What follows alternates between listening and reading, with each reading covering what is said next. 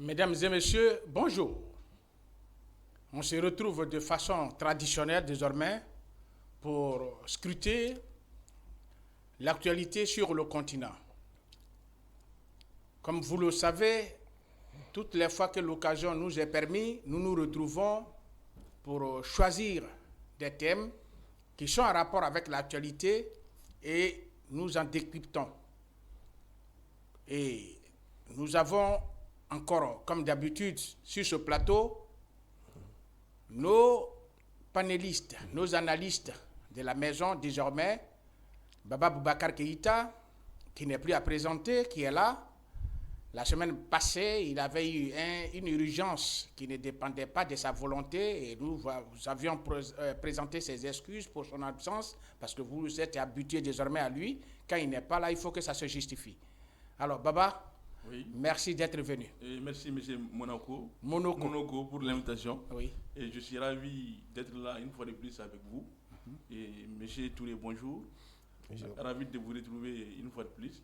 Et je tiens à saluer tous les téléspectateurs et téléspectatrices, ainsi que nos braves techniciens qui font que nous sommes entendus et vus à travers le monde entier. Merci. Également, sur ce plateau avec moi, M.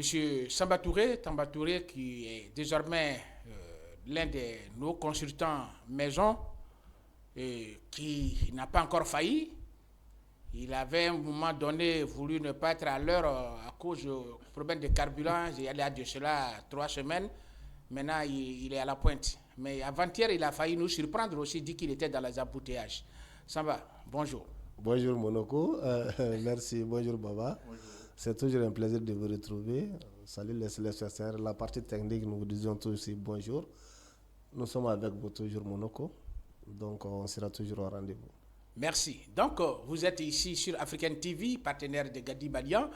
Et merci encore une fois de plus pour votre disponibilité. Nous disons également merci à tous nos techniciens qui s'efforcent, qui se battent pour être là à la pointe. Et après nous, et ils restent encore au studio pour peaufiner les montages techniquement parlant. Et voilà. Donc, nous leur disons grand merci. Aujourd'hui, on est avec vous pour parler de 2 grands sujets d'actualité. Sujet d'actualité, c'est celui du Bénin qui nous a fait secouer par l'information relative à un coup d'État, tentative de coup d'État, échec de coup d'État. Il y a eu beaucoup d'interprétations, il y a eu beaucoup de polémiques autour de ça. Où en sommes-nous exactement aujourd'hui par rapport à la réalité?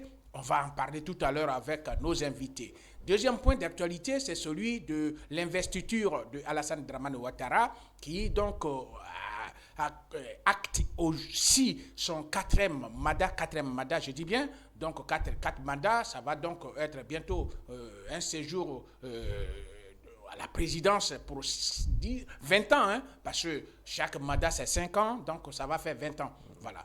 Donc, est-ce que cela est une très bonne chose? Est-ce que les gens, les analyses qui peuvent en découler, est-ce que ce mandat, ce 4e mandat, comment il est, malgré tout, il est consommé, mais ça n'empêche pas les analyses là-dessus. Est-ce que c'était aussi normal que, ici encore en Afrique, on puisse être dans une logique de 4e mandat, au lieu de 2 mandats, comme le disent généralement les constitutions, même si il y a eu, comment on appelle ça, les micmacs ou les modifications ou des ajustements, mais on sait quand même que toujours est-il que celui qui fait ça, il ne le fait pas à sa défaveur. Alors, merci donc pour votre disponibilité. On va donc commencer par l'actualité, mais aussi on parlera aussi de la journée internationale de la lutte contre la corruption. Voilà, c'est une journée qui est dédiée. On doit d'abord commencer par là, hein, Baba. Oui, je crois qu'on doit commencer par là. Voilà. Parce que c'est la journée phare et c'est aujourd'hui aussi. Oui. Donc, à l'instar des autres pays du monde, donc le Mali aussi célèbre la journée internationale de la lutte contre la corruption. Donc, cette lutte qui a commencé presque dans tous les pays parce que la corruption est très présente et à travers nos administrations, à travers les faits, à travers les réalités. Donc au Mali aussi, et nous sommes dans un pays où tous les pans de l'administration publique ou bien du secteur privé sont occupés par ce phénomène-là. Donc qui est considéré comme la mère des maux sociaux, quoi. Parce que c'est la corruption qui gangrène toute la société. Je vous donne un exemple. Par exemple, les gens qui sont bien dotés dans le domaine de la corruption, et je vais caricaturer, quelqu'un qui parvient à se faire beaucoup d'argent, il va construire beaucoup de maisons qu'il n'en faut pour lui.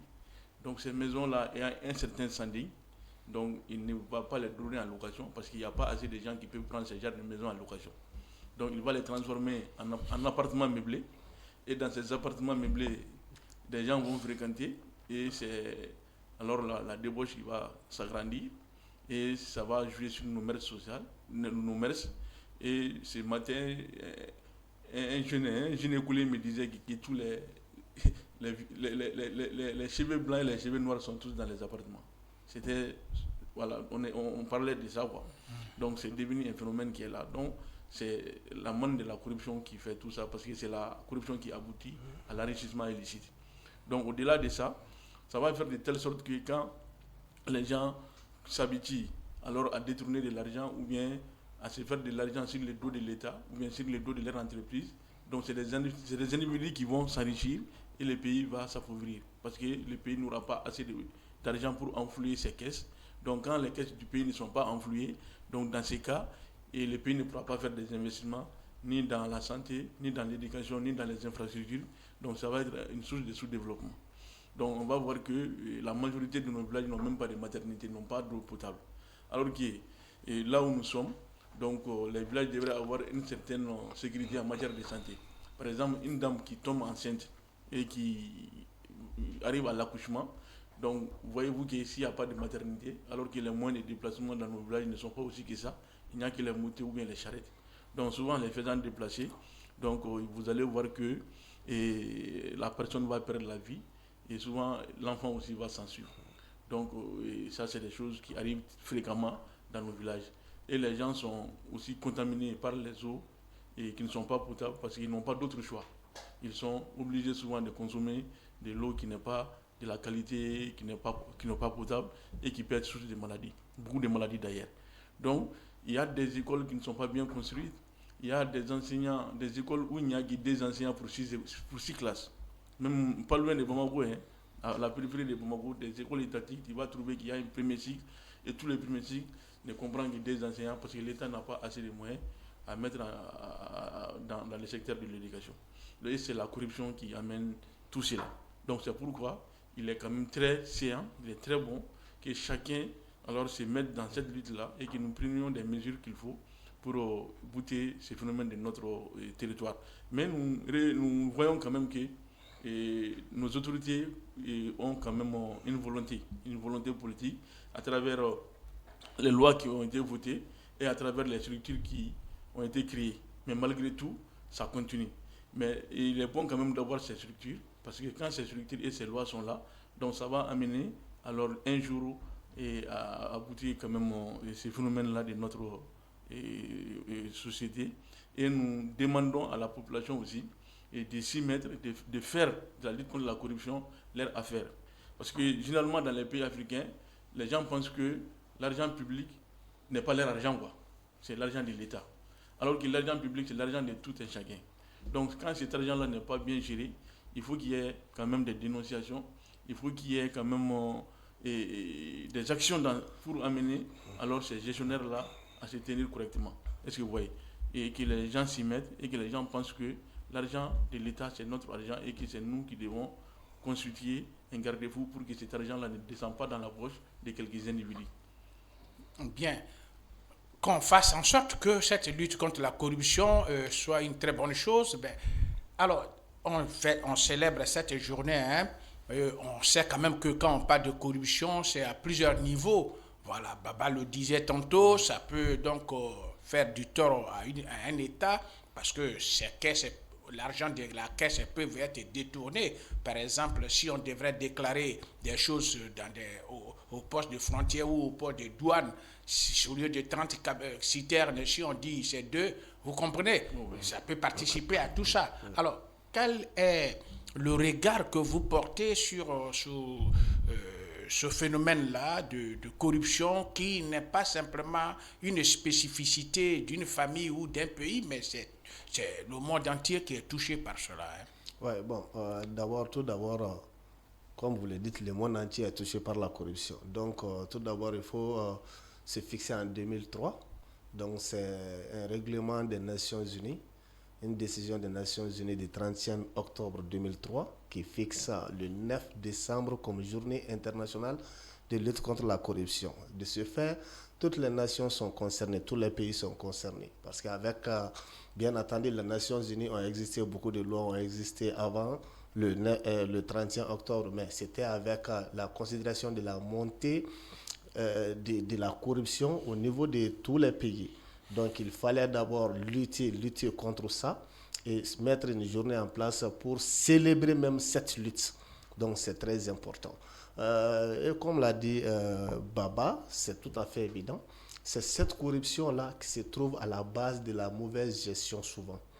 Et cette corruption-là qui est à la base du sous-développement également. Parce qu'il a cité beaucoup d'exemples qui sont très pertinents. Donc voilà, donc c'est cette corruption également, je vais ajouter, si on prend l'exemple par exemple, la surfacturation, ainsi de suite, c'est cette surfacturation-là qui met l'État dans les trous. Parce que l'État se met à payer plus qu'il ne reçoit. Vous voyez un peu. Donc l'État paye cher alors que les matériels ne sont pas à ce niveau-là. Donc, ça se trouve à plusieurs niveaux. Je pense qu'il faut faire beaucoup dorénavant, il faut faire beaucoup de communication. Je l'ai appris hier soir seulement à travers des rappels d'autres personnes autour des grèves. Donc, je pense qu'il faut vraiment donner l'importance à cette journée-là pour voir que ceux qui passent leur temps à lutter pour la corruption, pour lutter contre la corruption, qu'ils se sentent vraiment à l'aise et qu'ils se sentent considérés, qu'ils sachent que cette lutte-là, ce n'est pas eux seuls. Il y a des gens partout dans le monde, les grandes nations, les grandes organisations qui sont derrière cette lutte-là, qui ne peuvent vraiment conduire qu'à des nations et des États prospères. Voilà un peu. Oui, mais si on prend le phénomène de la corruption, vous savez, si c'est décrété journée internationale, c'est pour dire, comme vous l'avez reconnu, c'est tout le monde entier qui est touché. Par où il faut commencer? Est-ce qu'il faut aller du sommet vers la base ou de la base vers le sommet? C'est aussi ça, Baba. Est-ce qu'il faut forcément lutter au niveau du sommet, c'est-à-dire au niveau des grandes administrations, des responsables, des grands, ou il faut commencer par la base à partir d'une éducation saine qu'on aurait donnée aux citoyens pour qu'ils ne puissent pas, quand ils vont grandir, ils vont quand même être sérieux. Baba, on commence par où finalement? Bon, finalement, on commence par où? C'est la bonne question. Voilà, mais il faudrait quand même penser que la corruption, il y a la petite corruption et il y a la grande corruption.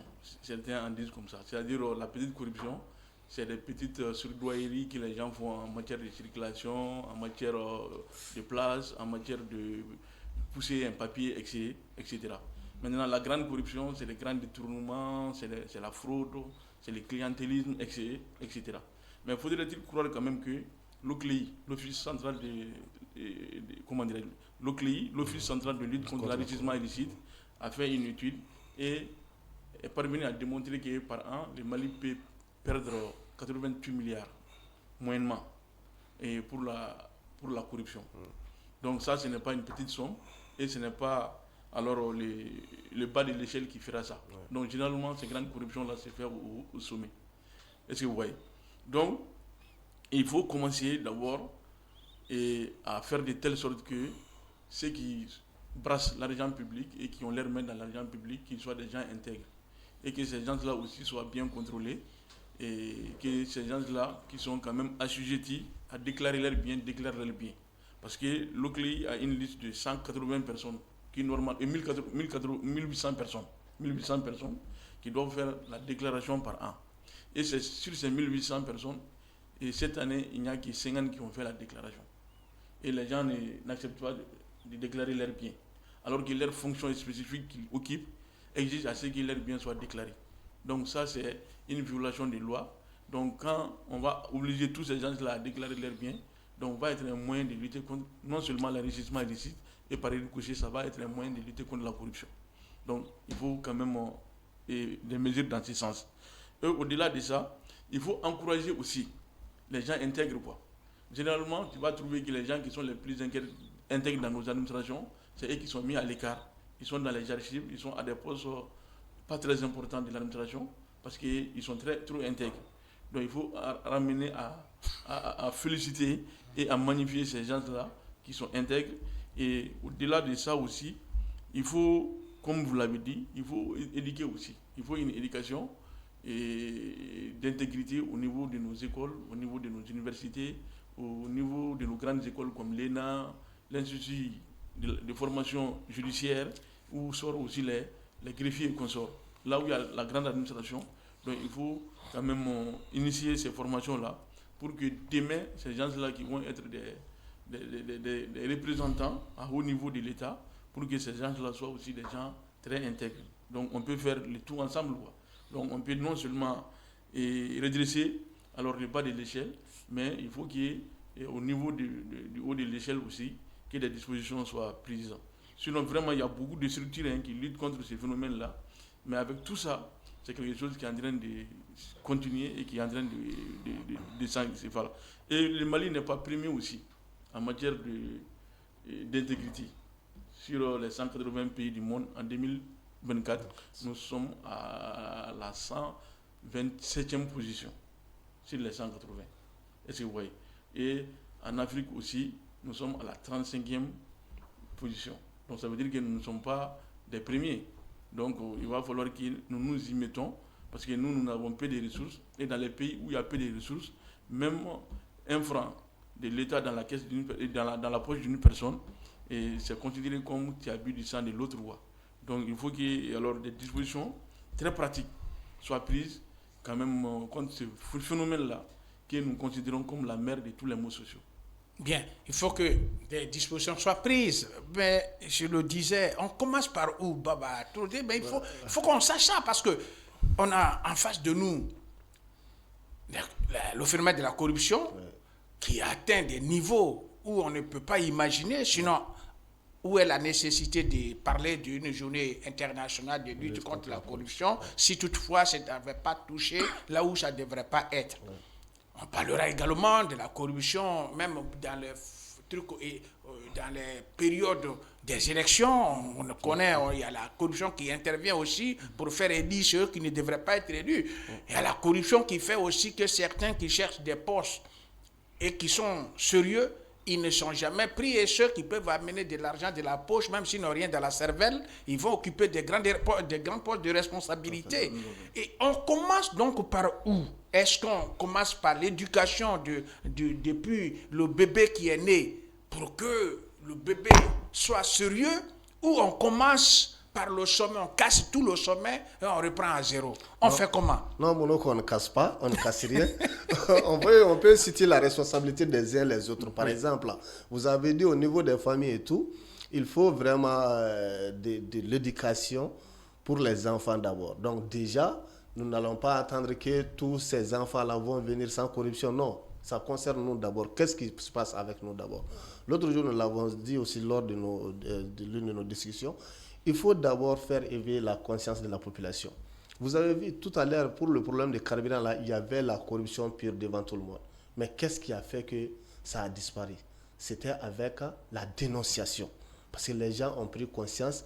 Et puis, il y avait la personne qui devrait prendre le bâton pour pénaliser ça. Lui aussi, il était là, tout de suite avec son bâton. Dès qu'on dénonce, automatiquement, il y a le bâton. Donc, c'est ce qui a fait que cette corruption-là n'a pas du tout duré, le carburant-là.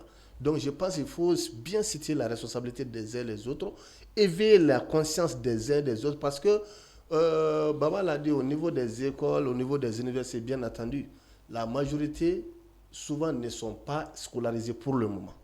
Parce que vous voyez un peu, puis toujours, il y aura des gens qui ne partiront pas à l'école.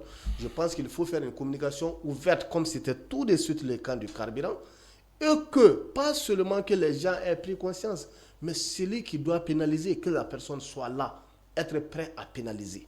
Est-ce que vous voyez un peu? Donc, quand la conscience est élevée, donc, vous voulez que quelqu'un paye les 1000 francs dans la circulation pour les policiers, il préférera aller payer 3000 pour ses frais de contravention pour que ça aille dans la caisse de l'État. C'est une question de responsabilité.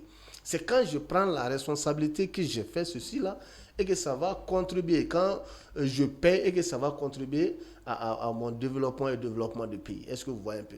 Donc je pense que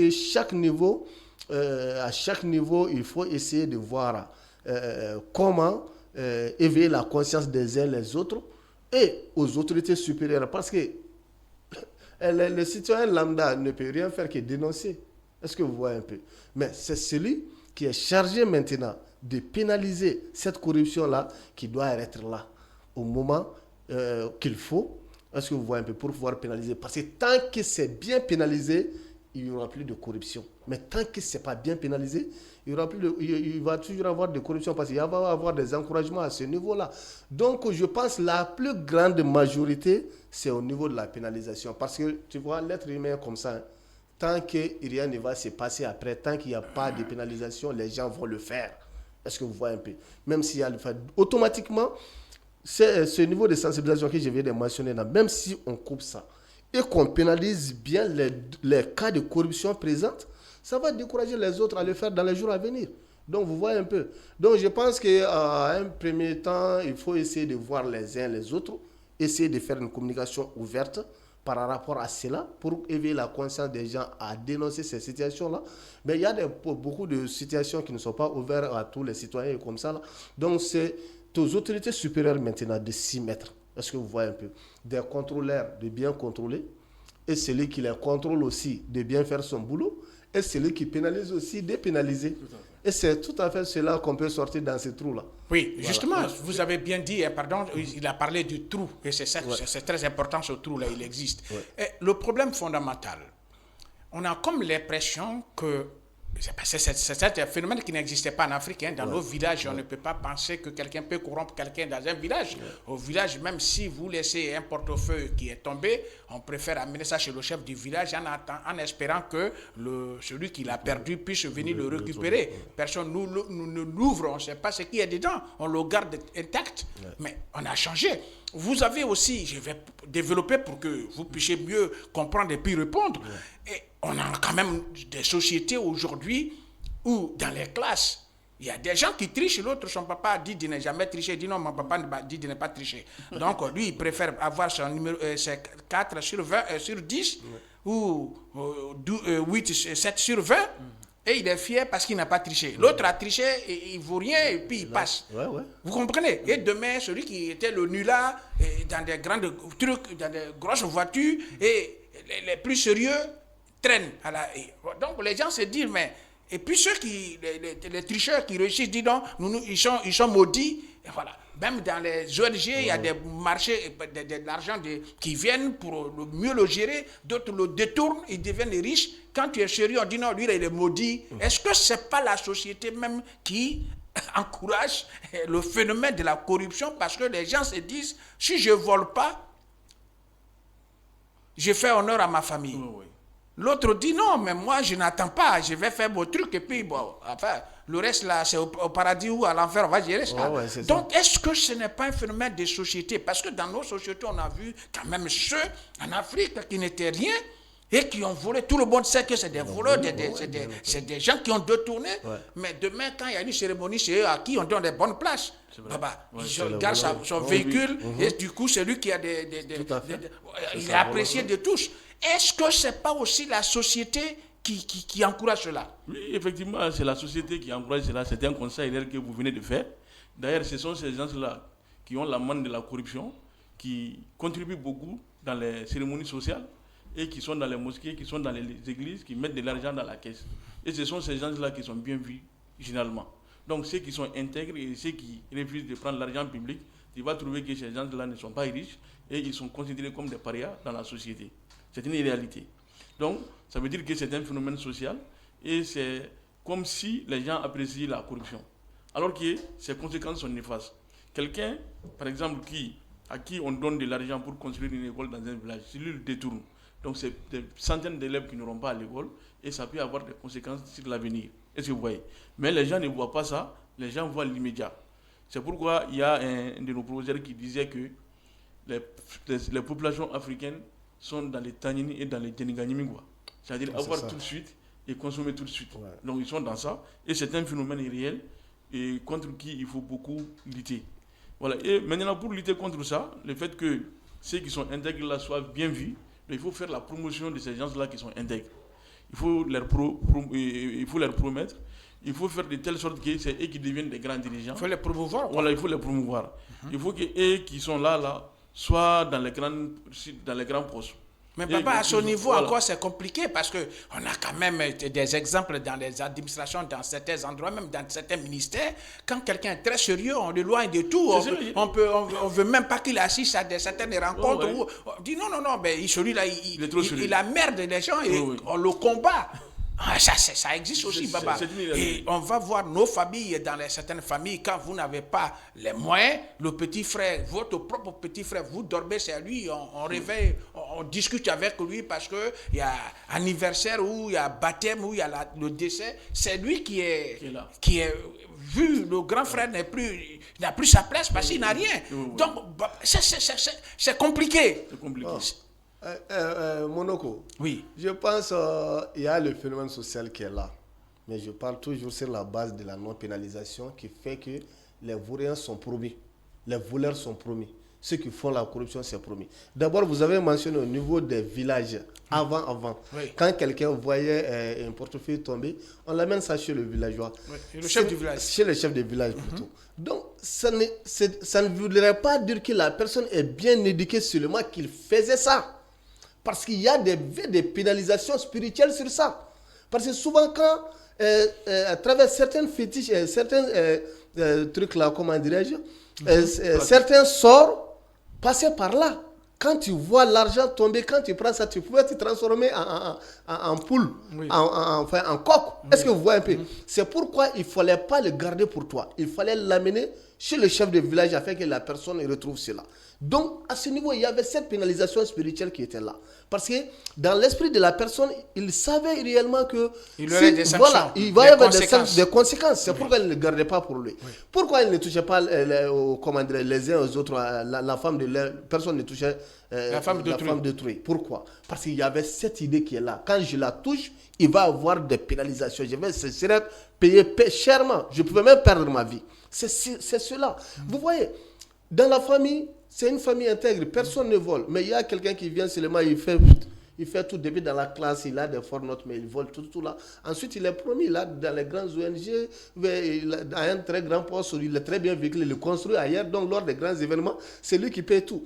Mais quand on ne le voit pas pénalisé, on sait que le vol n'est pas pénalisé, ça va encourager les autres à le faire. Oui, mais justement, à ce niveau, il y a toujours ces exemples-là.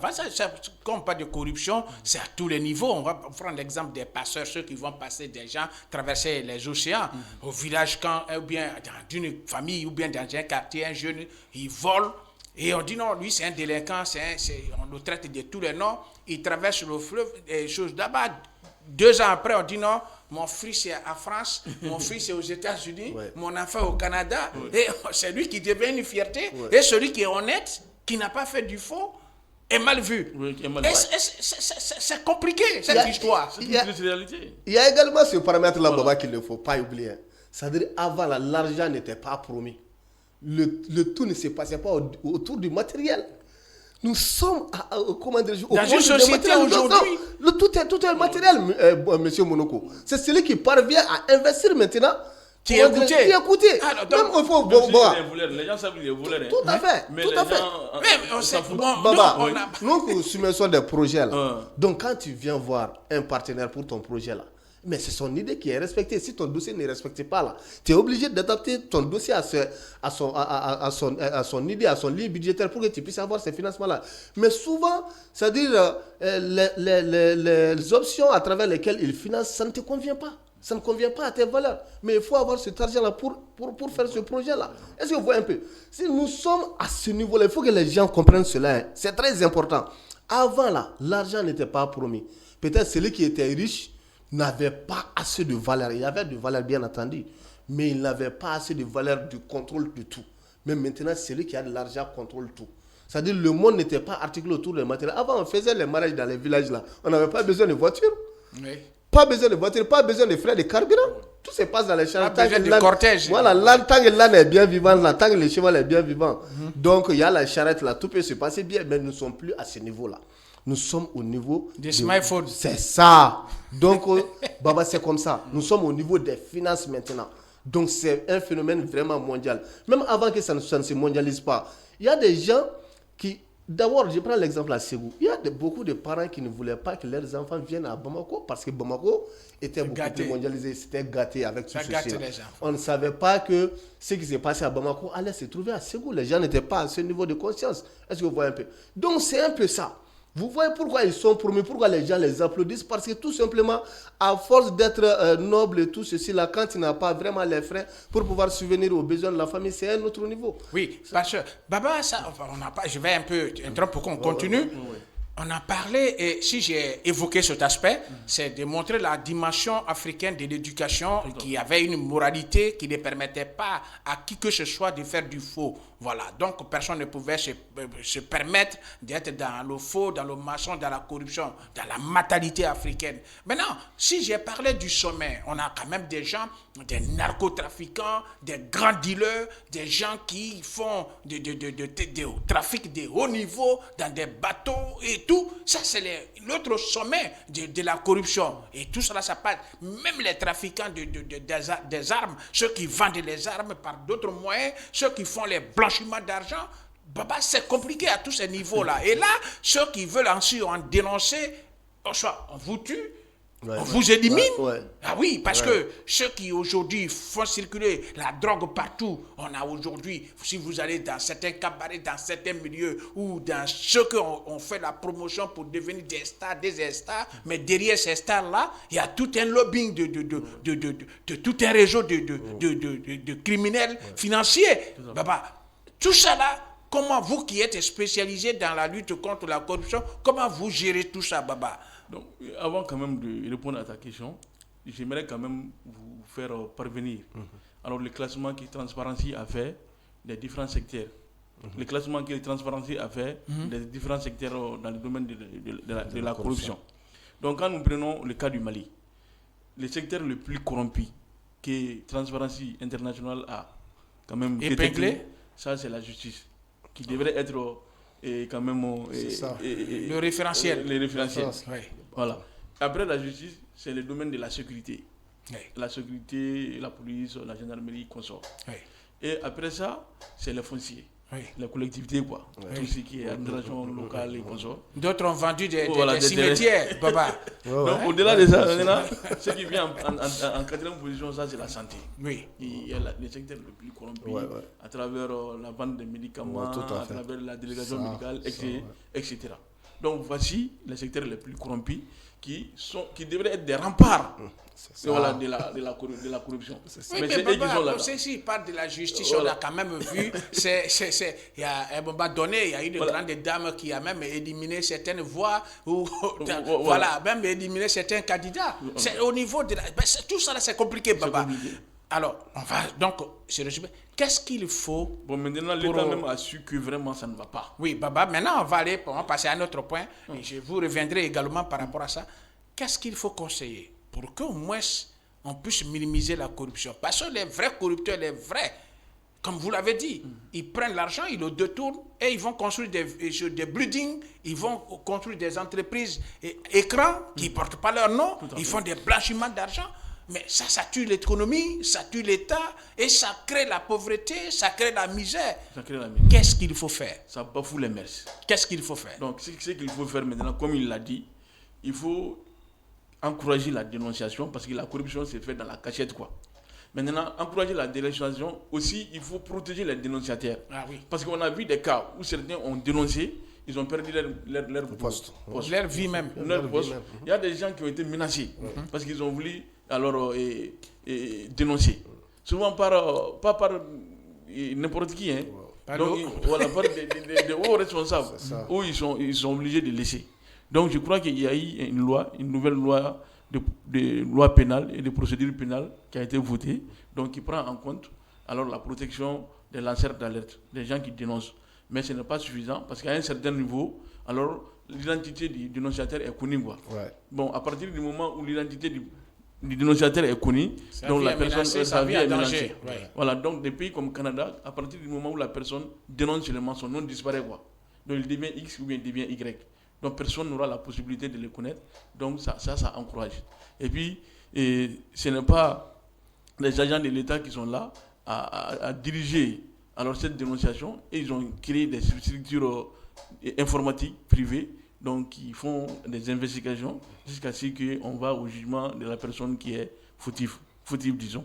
Donc ils sont dans ça quoi. Donc ici aussi, si on peut renforcer alors la protection des dénonciateurs et l'encouragement des dénonciateurs, ça va beaucoup diminuer la corruption. Et surtout, ceux qui ont l'air mettre dans l'argent de l'État et qui brassent des milliards, des millions de l'État, donc qu'ils devraient déclarer leurs biens à l'intérieur du Mali et bien à l'extérieur du Mali. Donc un service même a été créé pour ça, et la déclaration doit se faire au niveau de la Cour constitutionnelle à travers la section des comptes. Donc que l'OCLEI doit quand même promouvoir cela. Donc il faut que ces gens-là aussi acceptent de déclarer leurs biens. À partir du moment où toi tu es dans une fonction, ou bien tu occupes un poste qui demande à ce que alors tes biens soient déclarés. Donc si tu es clair, si tu es clean comme il le faut, donc vraiment moi je ne vois aucun problème dans ça.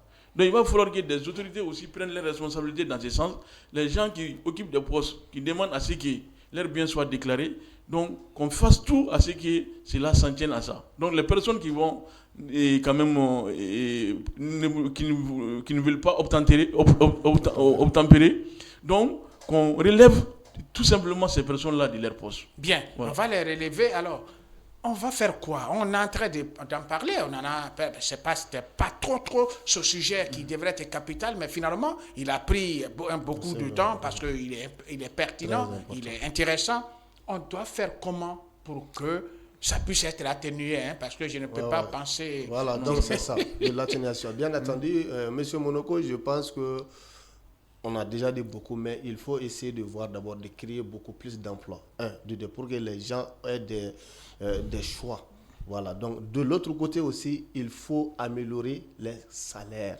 Il faut améliorer les salaires, que ce soit au niveau des pouvoirs publics et au niveau des pouvoirs privés. Est-ce que vous voyez un peu? Parce que le salaire suffit. C'est ça, voilà. Parce que on a dit que le secteur de la justice est le plus corrompu. C'est ça. Donc c'est eux qui ont le plus grand. C'est ça. Je viens. Donc, vous voyez un peu. L'amélioration des conditions de vie des travailleurs, est-ce que vous voyez? Parce que c'est l'insuffisance du salaire qui pousse vraiment beaucoup de personnes intègres à voler. Est-ce que vous voyez un peu? On va donc ensuite, retenir. Il faut ajouter la justice. C'est très important, Monoko. J'ai mis ça derrière. Parce que quand je parle de pénalité, de pénalisation, c'est de cela que je parle. Parce que tant que ce n'est pas pénalisé, tant qu'il n'y a pas de suite, donc ça ne sert à rien de... Et c'est celui qui va pénaliser dans la corruption. Non, il s'agit aussi, s'agit aussi de les pénaliser à leur niveau. Donc, c'est sur ça qu'on va donc rebondir sur le sujet d'actualité, qui est donc tentative de coup d'État, ou coup d'État manqué, ou coup d'État mal préparé, coup d'État avorté. Quelle expression utiliser, je ne sais pas. Mais Bénin a quand même connu un moment où tous les regards y étaient braqués.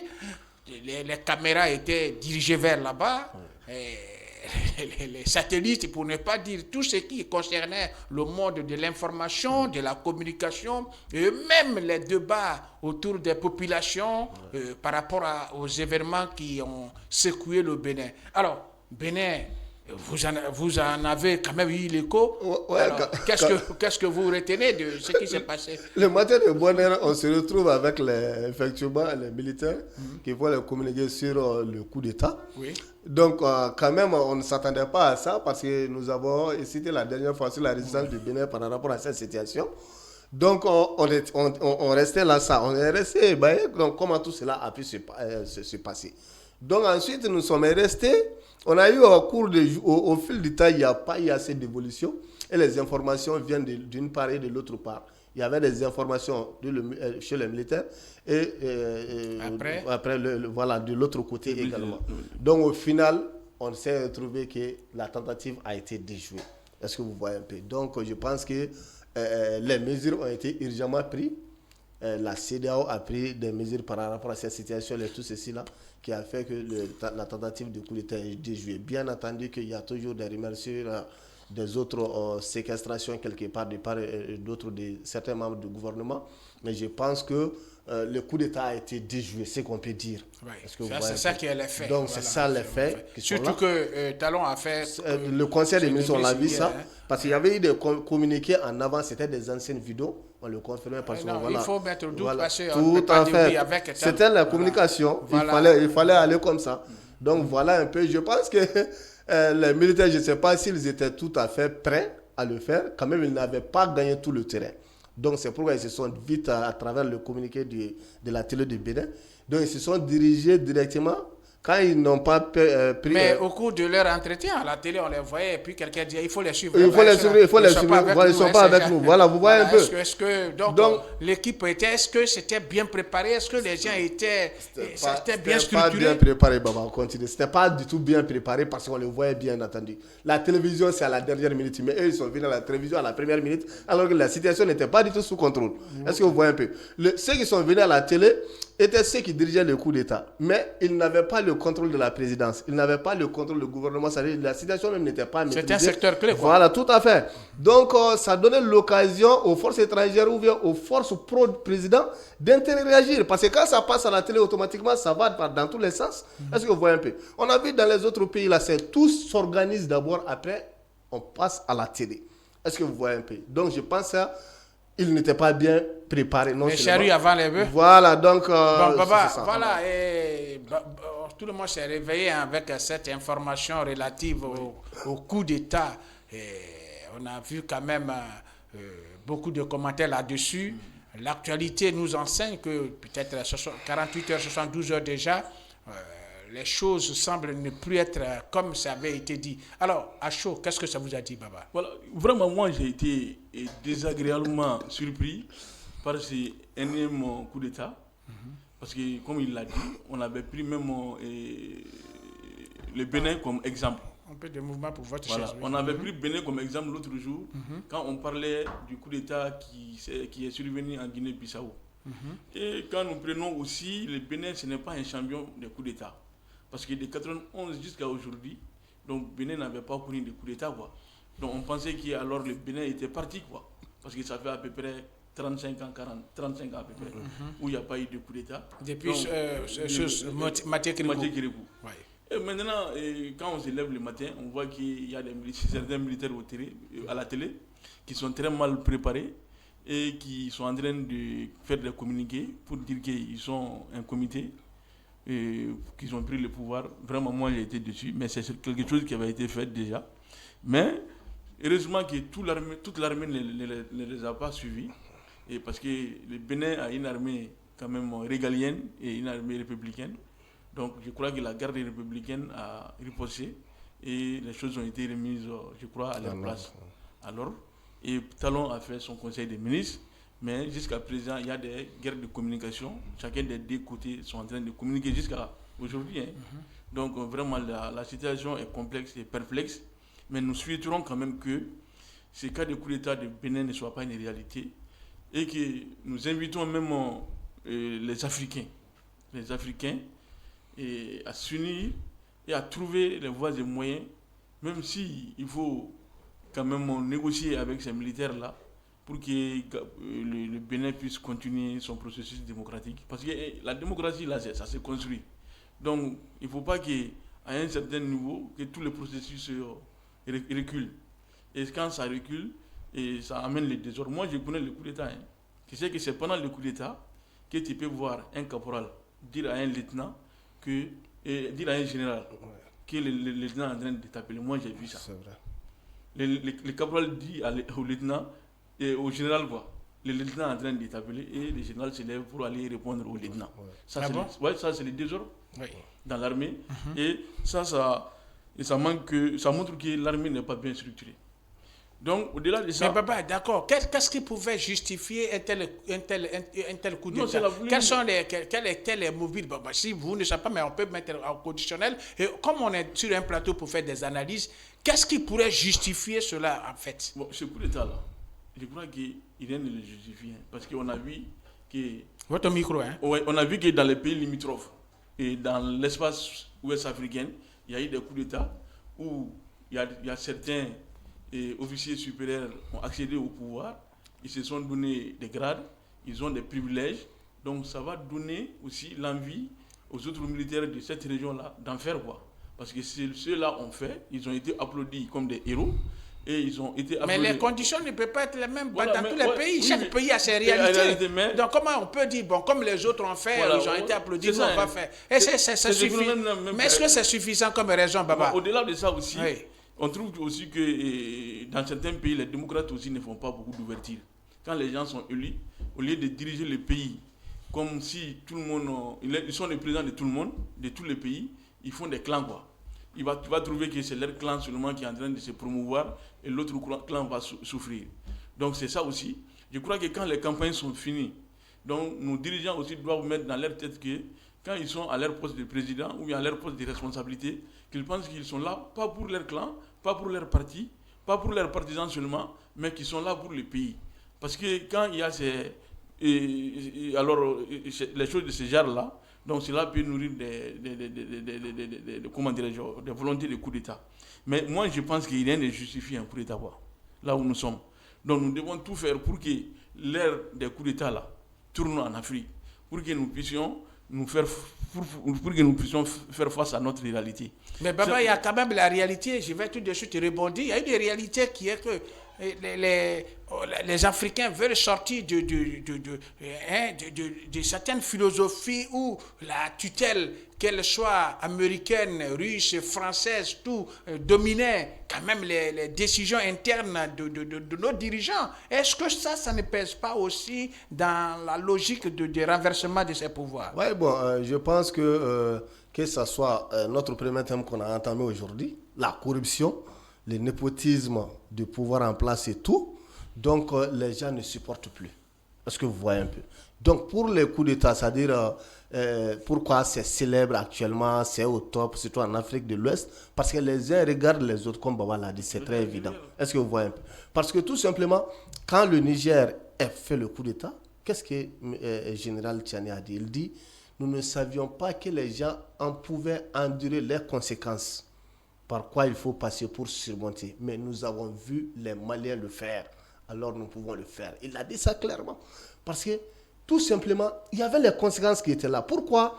Nous disons que nos anciens présidents ont failli. Pourquoi ils n'avaient pas failli? Mais ils savaient que la population n'était pas prête à suivre les conséquences du changement. Sinon, ces politiciens même, que nous le voyons, que beaucoup les sabotent aujourd'hui, disent des mauvais trucs sur eux là, ils étaient prêts au changement. Mais ils savaient que la mentalité de la population n'était pas prête au changement.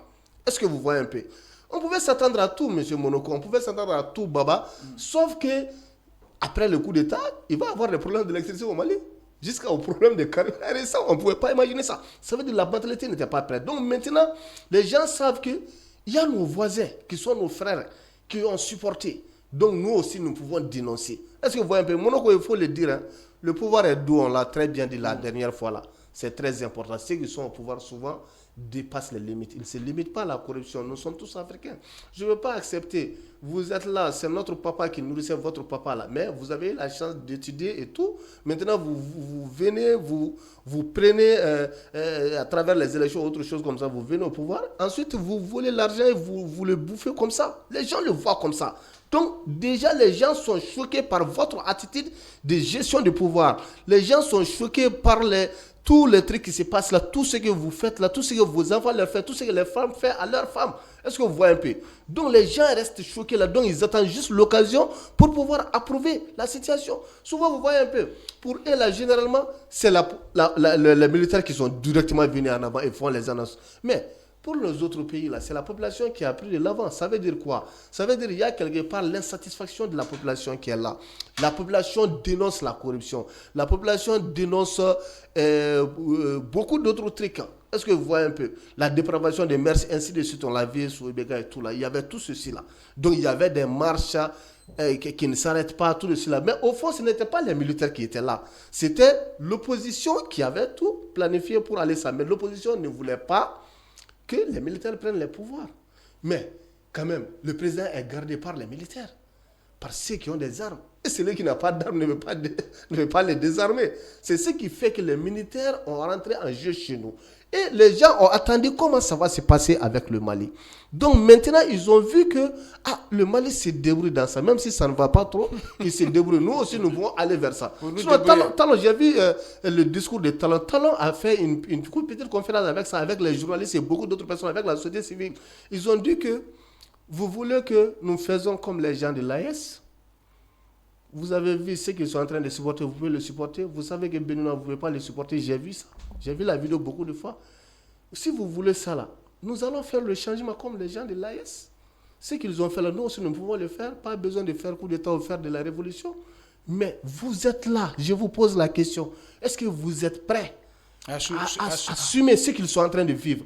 Mais personne n'a répondu, M. Mounoukou. Personne n'a répondu. Oui. Donc c'était évident.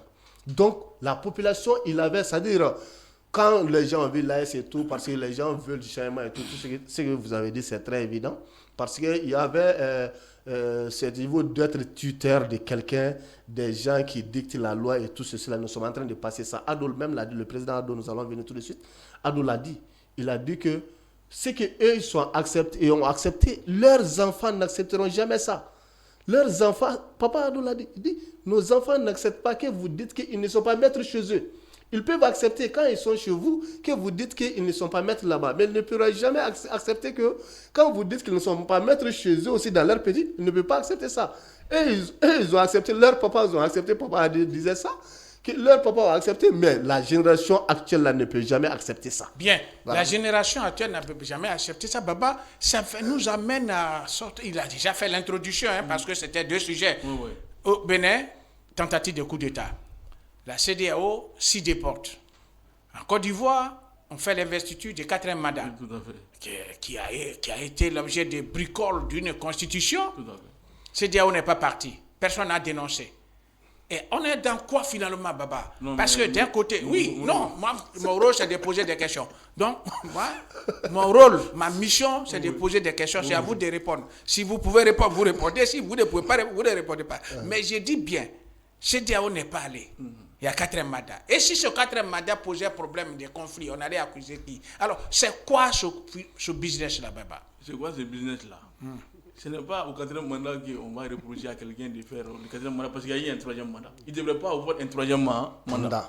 Parce que, mais la CEDEAO devrait donc dire que ça ne se fait pas. Voilà, depuis le 3e mandat, là, c'est ce qu'il devrait éviter. Mais qui devait éviter ça? Mais la Constitution est souveraine. C'est les gens du pays qui devraient se lever pour dire... Et si les gens du pays qui sont partis, vous avez vu, ils ont coupé la tête des gens, ils ont joué au football avec. Ça, nous, on a fait enterrer à Pana ici. Donc, quand on a essayé de toucher à notre constitution sous Ibega, là. Oui. Donc, nous, on a fait enterrer à Pana. Le président a été obligé de reculer. Mais vous avez eu la chance que ce président a reculé, n'a pas tiré sur son peuple. Il n'a pas tué. S'il avait tiré, les gens ne s'arrêteraient dans l'espace. Non, mais écoutez, ça c'est... Moi, je trouve que le 4e mandat, là, ça, c'était un faux débat. Le débat devrait avoir lieu au moment où il cherchait le 3e mandat, où il cherchait à tripatouiller la Constitution. Mais il a même dit qu'il n'allait même plus être candidat, lui. Mais ça, c'est des ruses. En politique, là, les ruses existent. Non. Mais il y avait même un verrou là. Il y avait le verrou qui dit qu'à partir de 75 ans, tu ne pouvais pas se présenter. Oui. Et à travers, il a dévoilé ça. Avec la complicité. Et tout ça là, vous appelez ça normalité? Non, on n'a pas de normalité. Hein. Mais c'est à ce moment-là qu'on devrait alors s'attaquer à lui. Mais à partir du moment où il a dépassé ça là, donc il est dans une autre constitution maintenant, donc il peut aller à un 4e mandat, voire même un 5e mandat, je ne sais pas. Hein. Voilà. Parce que lui-même il a parlé de 2040. Voilà, maintenant c'était au peuple de tout faire pour que ce vieux-là ne fasse pas le 3e mandat. Mais écoutez, si ce peuple-là, c'est l'histoire qui nous... On est sur le plateau, hein. Vous avez vu comment les Ivoiriens se sont opposés jusqu'à même de 2002 jusqu'à... les politiciens africains ne sont pas conséquents. Je reviens. Jusqu'à ce que la guerre arrive en Côte d'Ivoire. Cette guerre, la rébellion soutenue par la France, jusqu'à ce que la France est allée prendre un président dans son bouquet pour le donner. Alors, le peuple allait faire quoi? Le peuple a saigné. On avait dépassé ça, non? Oui, on a dépassé quoi? Mais c'est une suite logique, papa. Quand on fait des analyses, là, on tient compte du passé. C'est une suite logique. On tient compte du passé. Le monsieur... il célèbre encore 4e mandat. Ce 4e mandat est né des circonstances que vous connaissez. On va au Bénin, on dit on va mettre de l'ordre au Bénin. Donc le coup d'État là, quand c'est dans la Constitution, le coup d'État, on veut constitutionnellement quoi? Il y a le coup d'État civil et le coup d'État militaire. Donc ce qui est bon, qu'est-ce qui est bon? Et non. Mais C'est au moment où le coup d'État a été fait là. Oui. C'est le moment qu'il faut se dresser contre ce coup d'État. Mais à partir du moment où le coup d'État est consommé, on ne peut rien. Mais les gens, il a un coup d'État constitutionnel. Si les gens dénoncent que la CEDEAO même ne s'y positionne pas. C'est-à-dire la CEDEAO c'est qui? La CEDEAO c'était nous tous. Oui. Vous pensez que la CEDEAO c'est les autres quoi? Nous étions tous dans la CEDEAO. Mais toi, tu as fait quoi? Voilà, maintenant la CEDEAO devrait trouver la solution ou bien. Oui. Mais à chaque fois qu'il y a un problème dans un pays, les gens s'écartent, ils disent la CEDEAO comme eux ils n'étaient pas CEDEAO. Alors que c'est eux-mêmes qui constituent la CEDEAO. La CEDEAO a de la défense, bien, une grande défense. Mais la CEDEAO aussi a fait des choses qui étaient bonnes pour nos pays. Maintenant, c'était à nous de faire les tares que la CEDEAO a là, de corriger ces tares. Mais à chaque fois que la CEDEAO est confrontée à un problème, les pays se retirent et ils commencent à critiquer la CEDEAO. Alors que la CEDEAO était la chose à nous tous. Donc ça, c'est une erreur que nous sommes en train de commettre. Et une organisation qu'on a créée jusqu'à 40 ans, on a eu un problème, on est sorti. On vient dans une nouvelle organisation. Et dans cette nouvelle organisation, si on a un problème, on va sortir de cette nouvelle organisation aussi. Donc je crois que la création des nouvelles organisations là, c'est la facilité quoi. Donc on devrait faire de telle sorte que les problèmes qui existent au niveau de la CEDEAO, qu'on trouve la solution à ces problèmes là. Parce que la CEDEAO est un grand espace utile. Utile non seulement pour l'Afrique, mais pour les Africains. Oui. Qu'est-ce que vous voyez? Parce qu'on avait construit des choses, on avait un passeport commun. On avait l'OADA, on avait tout. Ouais. Maintenant, il y a des défaillances. Maintenant, ces défaillances-là, on fait face à ça. Est-ce qu'un coup d'État doit être applaudi? Quand on fait un coup d'État là, donc les gens vont contester d'abord, parce qu'il ne faut pas l'encourager. Ouais. Mais si le peuple accepte là, la CEDEAO aussi accepte et il continue. Ouais. Voilà. Donc maintenant, si Alassane a tripatouillé la Constitution, c'est en ce moment-là que la CEDEAO devrait venir pour dire Alassane, il faut arrêter. Donc votre Constitution, c'est... Et ça, c'est ceci, voilà. Mais ils n'ont pas fait ça. Donc ça passe, le coup d'État a été fait. Maintenant, quand le coup d'État a été consommé constitutionnellement, parce qu'il y a les coups d'État civils et les coups d'État militaires. Donc les coups d'État constitutionnels sont considérés comme des coups d'État civils. Quoi. Donc maintenant, ils ont accepté. Et maintenant, il a fait un mandat. Les autres politiciens ont accepté, ils étaient dans l'Assemblée, ils participaient à l'animation politique. Et maintenant, au moment de déposer la candidature pour le 4e mandat, et même s'ils étaient contre ce 4e mandat-là, ils devraient dire non, nous, on ne va pas participer à cette élection, ou bien on ne dépose pas nos candidatures. Ils ont déposé. Ça veut dire qu'ils sont d'accord. Ouais. Maintenant, c'est quand la candidature a été rejetée, donc ils se sont levés pour dénoncer ce 4e mandat. Donc ça, c'est quel genre de politicien aussi? Bien. Mais il va falloir que nos politiciens soient conséquents. C'est tout à fait évident. Vous dites des choses très pertinentes là-dessus. Moi, mon rôle, c'est de poser des questions pour que vous puissiez parler. Effectivement. Mais, Baba, Touré, vous savez qu'en Afrique, quand on est au pouvoir, que tu es accepté, que tu n'es pas accepté, on va aller aux élections. Il y a quelques pays rares dont on a parlé, la dernière fois on a parlé du Bénin, le Sénégal. Même le Mali a été fait voilà. En 97. À un moment donné, on a dit que oui, les gens sur cette logique de la démocratie, le Sénégal, on l'a reconnu. Mais les gens ont tous les moyens de se faire élire et de rester au pouvoir. Ouattara a trouvé ses prétextes. L'idée c'est quoi, Baba? Pourquoi les Africains s'agrippent-ils toujours au pouvoir? Bon, c'est le pouvoir qui leur donne ce pouvoir-là encore. Comment? Nous nous tournons autour de la Constitution. C'est la Constitution même qui prévoit en son sein qu'elle peut être révisée. C'est la Constitution même qui le prévoit. Donc, si la Constitution prévoit qu'il peut y avoir la révision de la Constitution, donc ça donne la différentes procédures de révision de la Constitution, donc ça donne automatiquement le pouvoir aux autorités présentes de faire la révision de la Constitution. Ça, le problème, c'est ça. Parce que tout simplement, à l'école, on nous dit, quand on étudie la Constitution, on dit que les constitutions ne sont pas des tentes dressées pour le sommeil. Parce que chaque société est appelée à se développer, à avoir des aspirations nouvelles et des exigences nouvelles. De ce fait, les constitutions aussi peuvent être modifiées. Évoluer. Est-ce que vous voyez un peu? Donc, le problème n'existe pas d'abord au niveau des révisions de la Constitution, mais il y a d'abord les nécessités de révision de la Constitution. Donc, le président là l'a dit lors de l'un de ses interviews. C'est pas que je suis de mèche avec lui et tout, mais on apprécie ce qui doit être apprécié. Est-ce que vous voyez un peu? Je dirais que s'il n'y a pas eu de mouvement chez lui, Baba, peut-être il fait l'affaire de son peuple.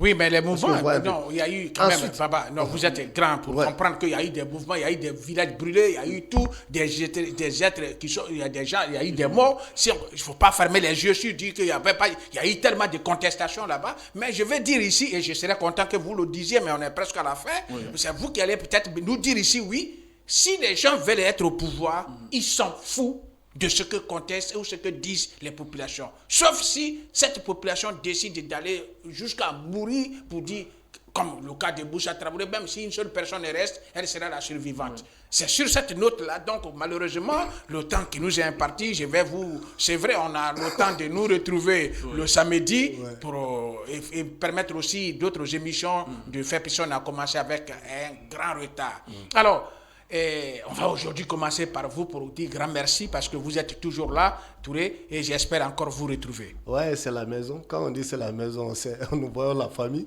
Oui. Donc quand c'est la maison, on se retrouve toujours à la famille. La famille, c'est le lieu d'accueil, le lieu d'équipement et tout. Donc nous serons là avec vous, Monoko, avec mon confrère Baba, que je le félicite. J'apprends beaucoup de lui, de vous, de ce plateau, à nos téléspectateurs et la partie technique. Vraiment, merci, nous serons au rendez-vous. Merci donc pour votre constante présence et puis voilà, la pertinence de vos analyses. Hein, vous avez toujours été à la hauteur. Vous êtes tellement fort quand même, quand je vous pousse par-ci par-là, vous faites tout pour ne pas tomber sur le dos. Vous êtes comme un chat, vous êtes très fort, vous deux. Alors Baba, merci d'avoir toujours accepté d'être présent sur ce plateau et j'espère que d'ici encore samedi, on pourra encore faire vibrer les micros. Les micros. Je crois que merci M. Monoko et je remercie aussi mon copanéliste qui dit qu'il apprend beaucoup avec moi, alors que c'est lui qui est mon éclaireur. Moi aussi, j'apprends beaucoup avec lui. Merci. Et je crois que nous serons là et pour parler des questions d'intérêt africain. Parce que c'est de cela qu'il s'agit. Et nous allons parler de façon objective. Hein. Ce que nous pensons, c'est ce que nous disons. Et si ça fait mal à certains, que les gens nous excusent. Mais il est bon quand même que nous disions ce que nous pensons. Oui, il est donc bon de dire ce que vous pensez. C'est ça l'intérêt des choses. Il faut que les citoyens aient la parole, s'expriment et c'est ce qu'ils disent les uns les autres qui pourraient être pris en compte d'une façon ou d'une autre pour faire avancer la société. Et pour que la société soit une société crédible, il faudrait aussi que cette société soit celle où les citoyens s'expriment. Et vous avez cette chance de vous exprimer. Merci donc d'avoir été là. Et merci à vous qui nous suivez sur nos différentes plateformes. Et merci à la technique et à samedi. Merci.